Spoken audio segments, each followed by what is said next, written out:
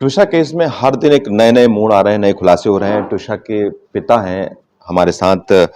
Sir, अब और बहुत सारी चीज़ें सामने आई हैं। एक तरफ तो ये आया है कि आपने एक खुद कहा है कि 13 तारीख को या 12 तारीख के बाद, जब आफ्टर ट्विशा की डेथ के बाद बहुत सारे कॉल्स किए गए थे ग्रीवाला जो है उनकी तरफ से। क्या आप, क्यों लगा आपको, किसको कॉल थे क्या? ये इन्हीं के द्वारा कोर्ट में सबमिटेड डॉक्यूमेंट है और उसमें ये रिवील हो रहा है, जो कॉल रिकॉर्ड्स आ रहे हैं वो, उसमें नाम बड़े बड़े पदाधिकारियों का है कि उनको कॉल करने का समय था उनके पास में। और 85 लोगों के कॉल रिकॉर्ड्स हैं जो उस टाइम को बता रहे हैं कि डेथ के बाद में इन्होंने पूरी फ्रेमवर्क रचने के लिए ये सारा कॉल किया। 30 सेकंड की दूरी पर जो पुलिस थाना है उसको नहीं इन्फॉर्म किया, एम्बुलेंस को नहीं इन्फॉर्म किया। ये बहुत बड़ी साजिश की तरफ इशारा कर रहा है। इसकी स्वतंत्र जांच होनी ही चाहिए सीबीआई से। अब तो पोस्टमार्टम का भी आपने कल जिला कोर्ट ने कह दिया था कि चलिए री पोस्टमार्टम नहीं होगा। अब आप हाई कोर्ट जाने की तैयारी कर रहे हैं। एक और चीज़ है कि अब ग्रीवाला सिंह की जो जमानत हुई है उसको भी चैलेंज करना चाहते हैं ग्रीवाला। जी, जी, मैं एक्चुअली हम तो हाई कोर्ट भी जाएँगे, सुप्रीम कोर्ट भी जाएँगे, हम 1 इंच भी पीछे नहीं हटेंगे। पहले दिन से हमें फ़ोर्स किया जा रहा है कि कैसे भी हम इनकी पीएम रिपोर्ट को मान्य कर दें, जो कि सरासर बड़े इसके अंदर बहुत सारी त्रुटियाँ, बहुत सारे फैक्ट्स को छुपाया गया है, गलत लिखा गया है। इसी के लिए तो हम पीएम 2 की माँग कर रहे थे। कमिश्नर साहब ने एक बार ओके करने के बाद दोबारा डिनायल करना, फिर जस्टिस में जाकर के, मुझे नहीं समझ में आता है कि उनके ज्यूरिडिक्शन में नहीं है, ये बात समझ से बाहर है। और उन्होंने उसको -80 के प्रिजर्वेशन में रखा, तो -80 तो जो है अमेरिका में भी नहीं है, यूएस में भी नहीं है कई जगह। तो ये बड़ा एक सोच का विषय है कि जब बॉडी के अंदर से पोस्टमार्टम के टाइम पर फ्लूइड निकल जाता है, बॉडी को -4 की 2 से 4 की डिग्री पे सुरक्षित रखा जा सकता है। इस तरीके के प्रेशर बना के कि हम कैसे भी बॉडी को रिसीव कर दें, क्रिमिनेशन कर दें, ताकि बहुत सारी सच्चाइयों को छुपाया जा सके।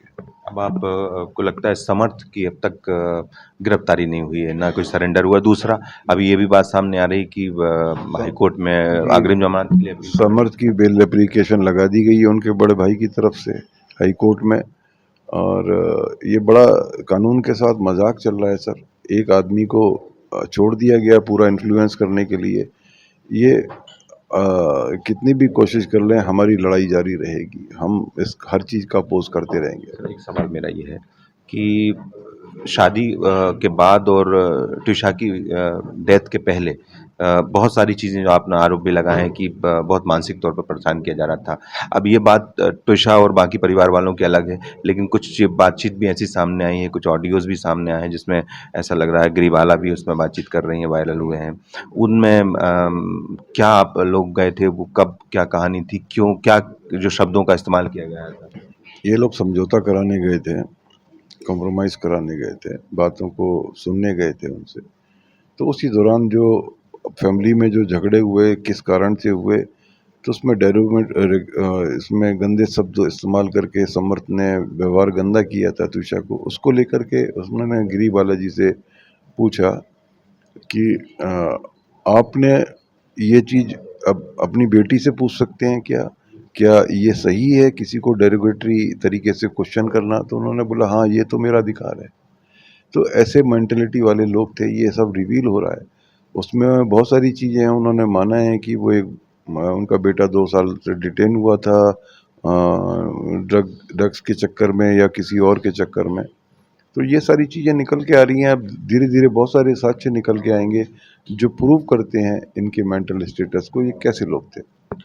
जब ये बातचीत जब होती है तब देखिए, अब तो गिरिबाला जी ने बहुत सारे ऐसे बात कह दिए हैं कि जिन जिन पर काफ़ी चीज़ें आपको लेकर आती हैं। त्रिशा के कैरेक्टर को लेकर भी सवाल करती हैं कि उनका कैरेक्टर कैसा था, ये सारी चीज़ें जब एक होती हैं। एक उनके अनुसार तो हम ही तो अपराधी हैं, वो तो बहुत साफ कॉलर वाले लोग हैं, व्हाइट कॉलर जॉब वाले लोग हैं, वो तो कोई अपराधी है ही नहीं ना।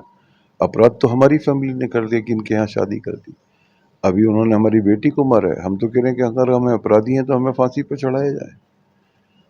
अब उनको एंटिसिपेटरी बेल दे करके मृतका के बारे में गलत बयानबाजी करना, ये एक केस ऑफ डिफेमेशन है।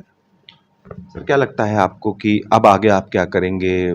क्या ट्विशा को जब दूसरा टर्म 2 के लिए अप्लाई कर रहे हैं आप हाई कोर्ट में, तो अब कब तक मतलब आगे? देखिए लड़ाई जारी है, यही तो चाहते थे वो कि जुडिशरी में फंसा करके एक जो मानव अधिकार है PM2 किसी का भी अधिकार है उसको डिनाई करने का एक प्रोसेस होता है। आपको जुडिशरी में फंसा दिया, एक इन्हीं की जुडिशरी है, एक ने मना किया दूसरे पे जा रहे हैं, दूसरा क्या बोलेगा पता नहीं। ये हमने पहले दिन से बोला हम एक इन्फ्लुएंसिव लोगों के एक सिस्टम के खिलाफ लड़ रहे हैं। ये इन्होंने बेटी को हमारा एक बार मारा है और सिस्टम हमें रोज मार रहा है। एक सवाल ये भी है कि क्या आप जो जांच की जा रही है, एसआईटी जो जांच कर रही है, पुलिस जो जांच कर रही है, ये तो जुडिशरी पे आप सवाल कर रहे हैं, लेकिन वो जो जांच की जा रही है उसको भी आपको लगता है कि कहीं जांच तो सर कैसी हुई है सब दुनिया जानती है। जो लिगेचर था वो 3 दिन बाद सबमिट हो रहा है। ये जो रिकॉर्ड्स पे आनी चाहिए थी चीज़ें, जो लोग लाश को उतार के ला रहे थे उनके बयान, सीलिंग कुछ भी प्रॉपर नहीं है। एक जो कहते हैं ना कि आई विटनेस होते, आई विटनेस के बयान तक जो है हमने इन्होंने नहीं लिए। आई विटनेस एक बहुत इम्पोर्टेंट रोल प्ले करता है। कोई किसी प्रकार की भी ये सब ऐसा लग रहा है कि पुलिस ने जो भी काम करा है इनसे पूछ के करा है। क्या आपको लगता है सिर्फ सीबीआई जांच ही इस पूरे मामले को डिस्क्लोज कर सकती है, तो आपको न्याय मिल सकता है? एकमात्र उपाय यही रह गया है, जब पूरा सिस्टम एक किसी आदमी के साथ में खड़ा है तो उसको अगर कोई ब्रेक कर सकता है तो उस ताकत को सीबीआई कहते हैं। जी बिल्कुल। ट्विशा के पिता जो हमारे साथ हैं, जिनका कहना है कि सीबीआई जांच होगी, तो बहुत सारा ऐसी चीज़ें हैं जो अभी यहाँ पर उलझी हुई हैं, चाहे जुडिशियल हो या पुलिस की जांच से हो, इसलिए सीबीआई जांच की मांग करते हुए नजर आ रहे हैं। कैमरा पर्सन कमलेश राज के साथ विपिन श्रीवास्तव, स्टडी कोर्ट भोपाल।